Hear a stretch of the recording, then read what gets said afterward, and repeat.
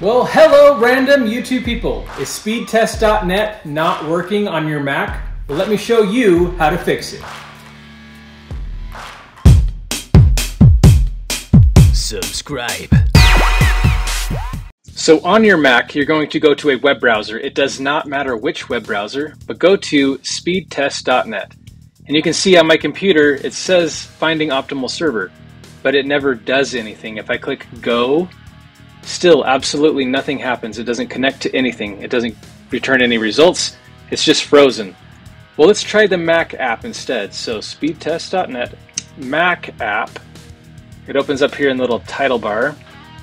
And you can see it says finding optimal server. Still absolutely nothing's happening. If I click go, it says connecting. It looked like it found a server, but it still is just frozen. It's not doing anything at all. So how do we fix this? Let me show you right now.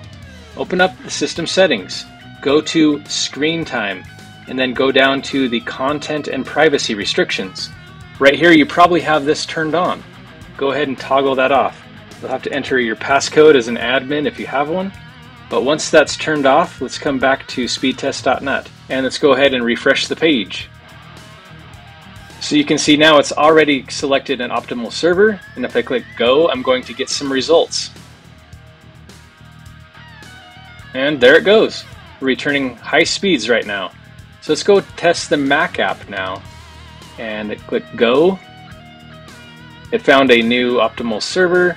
Let's click go and it's connecting.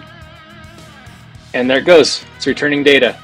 So this is exactly how you fix the problem on a Mac. We just went to content and privacy and turned off that content and privacy toggle, and speedtest.net will work after that.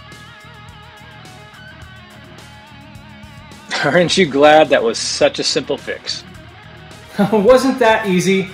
Thank you so much for watching. Remember to click that like button. It helps me and my channel out a lot. And also remember to share this video with all of your friends that might be having a similar issue. And also remember to subscribe. Subscribe.